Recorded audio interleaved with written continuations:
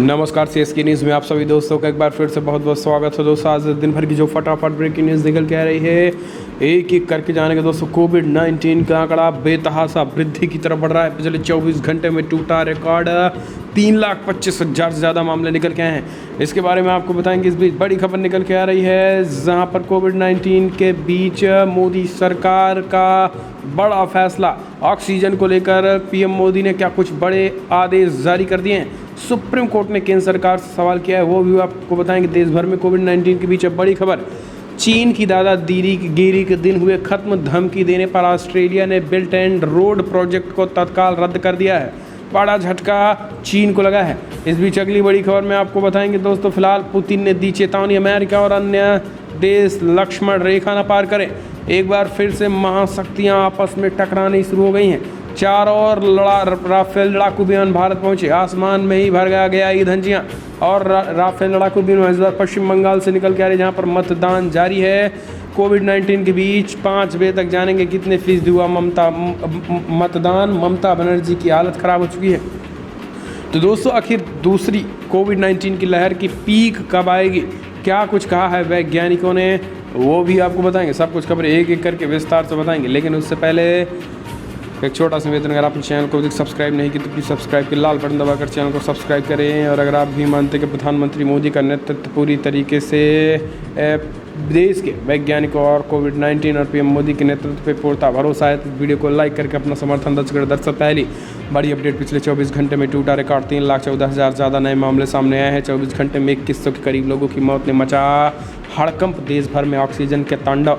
Corona संक्रमण की बेकाबू रफ्तार थमने का नाम नहीं ले रहा। और भारत में पिछले कई दिनों में रिकॉर्ड पॉजिटिव केसेस आए हैं। तो 24 घंटे में भी 3 लाख के आंकड़े पार कर दें, जो दुनिया भर में सबसे ज़्यादा कोविड-19 के मामले हैं।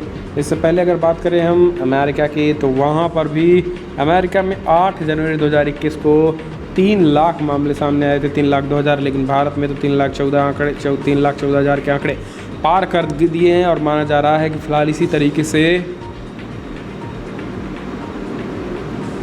कोविड-19 के आंकड़े फ़िलहाल अभी आते रहेंगे, क्योंकि पीक जो कि माना जाता है दूसरे लहर की पीक, अभी फ़िलहाल डॉक्टरों का कहना है कि अभी पीक नहीं आया है।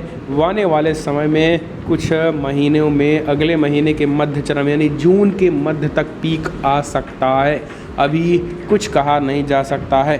तो ये कोविड-19 के हालात। हम चलते हैं अगले अपडेट लेते हैं। तो दोस्तों फिलहाल बड़ी खबर निकल के आ रही है, राफेल 4 और राफेल लड़ाकू विमान भारत पहुंचे। आसमान में ही भरा गया है ईंधन। जी हाँ, फ्रांस में 4 और राफेल लड़ाकू विमान गुरुवार शाम भारत पहुंच चुके हैं। और इस बीच भारतीय वायुसेना ने बताया कि फिलहाल ये राफेल एयरक्राफ्ट का 5वां बैच है, जो फ्रांस से 8,000 किलोमीटर की दूरी तय कर पहुंचा हुआ है।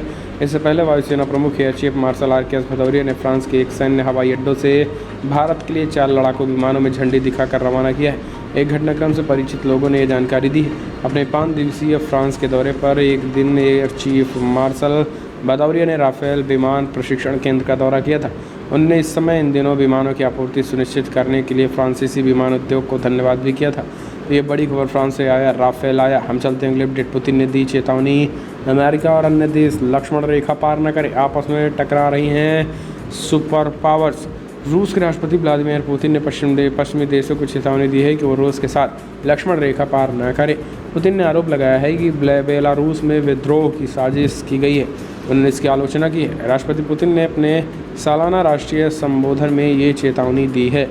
इस समय यूक्रेन और विपक्षी नेता एलेक्सी नावल्नी को लेकर पश्चिमी देशों के साथ रूस का तनाव चल रहा है। और इसी को देखते हुए फिलहाल अन्यायपूर्ण प्रतिबंधों का इस्तेमाल अब अधिक खतरनाक दिशा में आगे बढ़ रहा है। इस तरीके की बातें हम चलते हैं, अपडेट लेते हैं दोस्तों। बड़ी खबर, ऑस्ट्रेलिया ने बड़ा झटका दिया है। जी हाँ, आपको बता दें, चीन को दिया बड़ा झटका। इस समय ऑस्ट्रेलिया फॉर्म में बेल्ट एंड रोड प्रोजेक्ट को किया रद्द। दुनिया भर में देशों से उलझे चीन को अब ऑस्ट्रेलिया ने कड़ा सबक सिखाया है। प्रधानमंत्री स्कॉट मॉरिसन की कैबिनेट ने राष्ट्रीय सुरक्षा को ध्यान में रखकर चीन की महत्वाकांक्षी बेल्ट एंड रोड इनिशिएटिव के 2 समझौते को रद्द कर दिया है। जिन 2 समझौते को रद्द किया गया है, उनमें चीनी कंपनियां ऑस्ट्रेलिया के विक्टोरिया प्रांत में 2 बिल्डिंग इंफ्रास्ट्रक्चर तैयार करने वाली थी। ऑस्ट्रेलिया के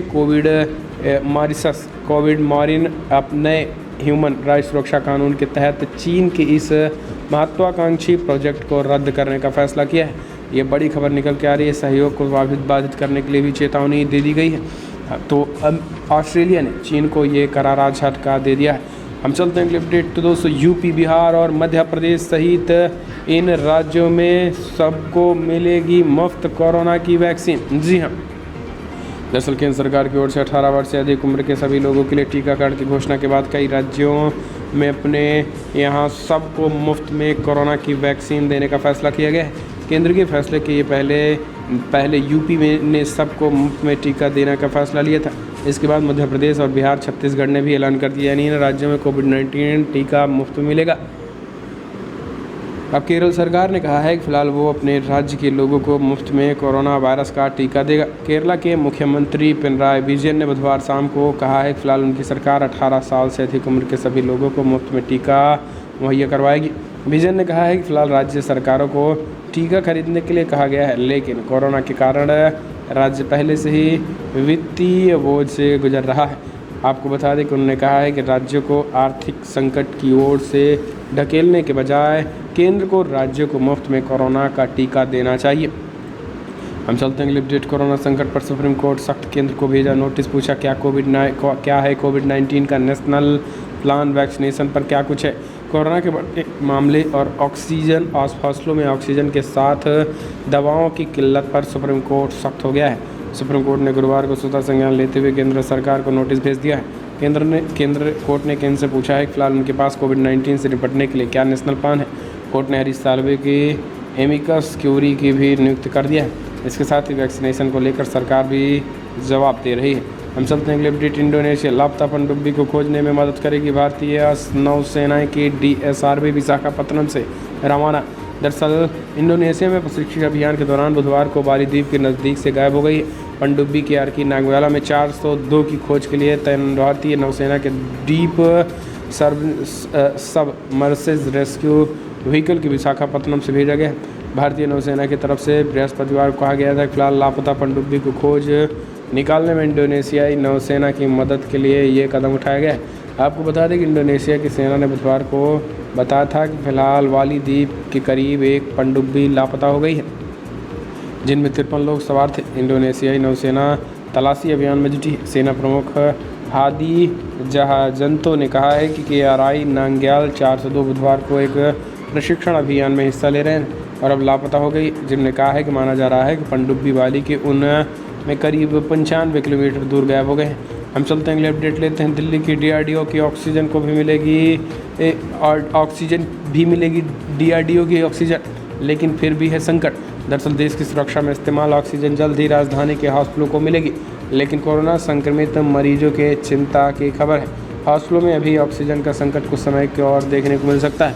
आशंका ये यहाँ तक है कि दिल्ली NCR में अगले 3 दिनों तक हॉस्पिटलों को इस मुसीबत का सामना करना पड़ सकता है, क्योंकि बुधवार को किए गए इंतजामों का असर 72 से 75 घंटे के बाद ही दिख सकेगा। आपको बता दें कि ये तब तक थोड़ा बहुत ज़रूर है कि अनुसार ऑक्सीजन मिलती रहेगी। केंद्रीय स्वास्थ्य सचिव राजेश भूषण ने जानकारी दी है। DRDO के जरिए सीमावर्ती इलाके में ऑक्सीजन प्लांट बनाए गए थे, जिनका इस्तेमाल सैन्य सुरक्षा में किया गया था। अभी इस ऑक्सीजन को हॉस्पिटलों में पहुंचाने का फैसला लिया गया है, जिसकी शुरुआत दिल्ली में होगी और यहाँ के हॉस्पिटलों को अगले कुछ समय में ऑक्सीजन मिलना शुरू हो जाएगा। वहीं दिल्ली में 5500 बिस्तर वाले DRDO के सेंटर को सेना के कोविड-19 हॉस्पिटल में ये ऑक्सीजन की आपूर्ति होगी। इसके अलावा उड़ीसा और पश्चिम बंगाल में भी ऑक्सीजन रेल मार्ग के जरिए दिल्ली आएगी। ये बड़ी खबर। हम चलते हैं अगली अपडेट लेते हैं। दोस्तों, बड़ी खबर। लखनऊ हड़ताल पर चालक व परिचालक, मुंबई और दिल्ली से लौटे यात्रियों को ले जाने का काम हुआ बंद। जी हाँ, लखनऊ के 3 बस अड्डे आलमबाग, चारबाग और कैसरबाग से ट्रेनों के जरिए मुंबई और दिल्ली से आने वाले यात्रियों को बस से ढोने का काम बंद हो गया है। गुरुवार सुबह 6 बजे से संविदा के चालक और परिचालक हड़ताल पर चले गए हैं। उनका आरोप है कि कोरोना जैसी महामारी में उनकी मृत्यु होने पर उनके परिवार को कोई आर्थिक मदद नहीं मिलेगी। 2 दिन के भीतर 3 अफसरों की मौत हो चुकी है। आपातकाल में काम करने के बाद भी उनके वेतन से कटौती हो रही है। यूनियन के उपाध्यक्ष मोहम्मद जमाल ने बताया है कि कैसरबाग में 3 दिन पहले उनके 2 साथियों की बुखार से मौत हो गई थी। प्रबंधन ने कोई आर्थिक मदद नहीं की है। उनका कहना है कि परिवार की दुर्घटना बीमा का कोई लाभ नहीं मिलेगा, तो संविदा चालक और परिचालक अपनी जान जोखिम में डाल करके यात्रियों को उनके घर तक क्यों नहीं पहुंचाया जा रहा है।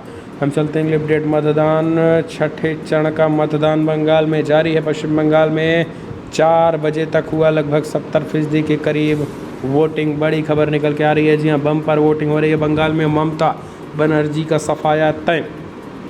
कोरोना की दूसरी लहर की तेजी से पश्चिम बंगाल विधानसभा चुनाव के छठे चरण में बृहस्पतिवार को 43 सीटों पर वोट डाले जा रहे हैं और उसमें 1 करोड़ से ज़्यादा मतदाता अपने मताधिकार का प्रयोग कर रहे हैं। इस चरण में भाजपा के मुकुल रॉय, टीएमसी मंत्री ज्योति प्रियो मलिक और चंद्रिमा भट्टाचार्य जैसे प्रमुख नेताओं के भाग्य का फैसला होने वाला है। पश्चिम बंगाल में छठे चरण का मतदान जारी और दोपहर 1:30 बजे तक 57.5% वोटिंग हो चुकी है। पश्चिम बंगाल में छठे चरण का मतदान हो रहा है और दक्षिणी दिजनापुर में मुख्यमंत्री ममता बनर्जी ने चुनावी रैली की और ममता बनर्जी ने यहां से जनता को संबोधित करते हुए कहा है कि मैं कोई खिलाड़ी नहीं हूं, लेकिन मैं खेलना जानती हूं। इससे पहले लोकसभा में मैं बेहतरीन खिलाड़ी थी। हम दिल्ली के 2 गुंडों के आगे अपने बंगाल का समर्पण नहीं कर सकते। तो दोस्तों, प्रधानमंत्री मोदी और गृहमंत्री अमित शाह को ममता बनर्जी ने गुंडा फिर से बताया है, अमर्यादित और असंसदीय बयान दिया है। हम चलते हैं अपडेट। बड़ी खबर निकल के आ रही है। तो दोस्तों, फिलहाल आपको बता दें, राफेल लड़ाकू विमान के बीच हरियाणा जींद बिलासपुर में कोविड वैक्सीन चोरी हो रही है।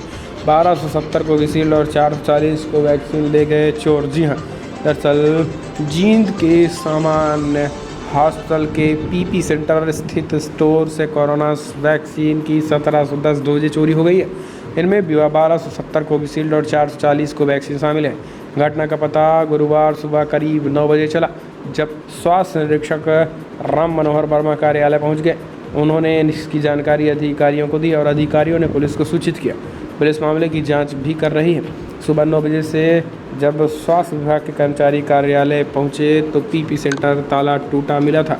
ये हालात हो चुकी है कोविड-19 से। हम चलते हैं अगले अपडेट लेते हैं। दोस्तों, बड़ी खबर निकल के आ रही है, जहां पर प्रधानमंत्री नरेंद्र मोदी के लॉकडाउन की राय पर हैं एक्सपर्ट सहमत। का देश में लॉकडाउन लगाना अंतिम विचार होना चाहिए, वरना देश की कमर टूट जाएगी। दरअसल आपको बता दें, देश में कोरोना की रफ्तार तेजी से बढ़ रही। पिछले हफ्ते में हर दिन आ रहे 2,50,000 से ज़्यादा मामले में महाराष्ट्र और दिल्ली सहित अन्य राज्यों में लॉकडाउन लग गए। दूसरी और चुनावी रैलियों के बाद प्रधानमंत्री मोदी ने भी मामले की गंभीरता को समझते हुए राष्ट्र के नाम संदेश दिया। कहा कि लॉकडाउन अंतिम विकल्प के रूप में है। इस बीच सभी एक्सपर्ट लॉकडाउन लगाने पर एक राय है। लॉकडाउन की बजाय बेवजह घर से बाहर न निकलने जैसी पाबंदियां पर सख्ती की ज़रूरत है। सरकार से हेल्थ सर्विसेज सुधारने में चूक हुई है। साल भर में इस और बड़ा कदम नहीं उठाया गया है। यूरोप की तर्ज पर सोशल सिक्योरिटी वेजेस देना चाहिए, जिसमें आम लोगों में जिम्मेदारी की भावना जागे। तो इस तरीके से एक सरकार पे नया रोड मैप तैयार किया गया। हम चलते हैं अपडेट। लॉकडाउन से प्रभावित प्रवासी मजदूरों की मदद के लिए सरकार ने कंट्रोल रूम एक्टिव किए हैं। जी हाँ, देश भर में लगातार कोरोना संक्रमण का बढ़ता संकट जा रहा है। कोरोना संक्रमण की चेन तोड़ने के लिए राज्य सरकार द्वारा अपने स्तर पर आंशिक या फुल लॉकडाउन और नाइट कर्फ्यू लगाया जा रहा है। इसी बीच श्रम मंत्रालय ने एक बार फिर श्रमिक मजदूरों के लिए अपने कंट्रोल रूम एक्टिव कर दिए हैं। श्रम एवं रोजगार मंत्रालय द्वारा बयान जारी के मुताबिक कोरोना वायरस संक्रमण के बढ़ते मामले और कई राज्यों में लगाई गई पाबंदियों के चलते श्रम एवं रोजगार मंत्रालय ने अप्रैल 2020 में गठित 20 कंट्रोल रूम फिर से चालू कर दिए हैं। तो दोस्तों, आपको बता दें कि इनकी लिस्ट काफ़ी लंबी है, जिसमें से अहमदाबाद से लेकर तमाम जिलों राज्यों में है। इस सूची को आप इस पेज में देख सकते हैं।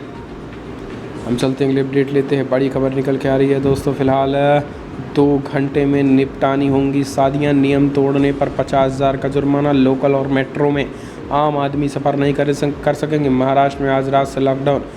कई बड़ी पाबंदियों के बीच महाराष्ट्र में कोरोना संकट केसेस कम नहीं हो। इस बीच राज्य सरकार आज रात 8 बजे से लॉकडाउन लगाने जा रही है। हालांकि सरकार ने इसे ब्रेक द चेन का नाम दिया और इसके तहत बिना किसी ज़रूरी वजह से घर के बाहर नहीं निकल सकेंगे। आम आदमी के केवल और लोकल और मेट्रो ट्रेनों में सफ़र कर पाबंदी लगा दी गई है।